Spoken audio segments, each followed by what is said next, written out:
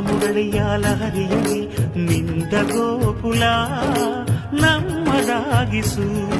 ಶಿವನನು ಪುರಾನುರಣಿಸು ಆ ಕೈಲಾಸವ ಕಣ್ಣ ತುಂಬಿಸು.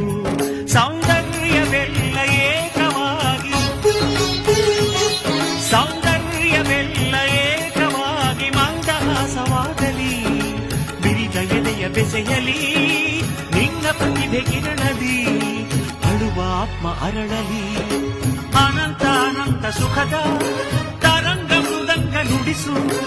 ಅಶಾಂತ ವಿಶಾಂತ ಮನದ ವಿರಾಗ ವಿಯೋಗ ತಣಿಸು ತಣಿಸು. ಕಾವ್ಯ ಕಾವ್ಯ ಅಮೃತ ಉಣಿಸು.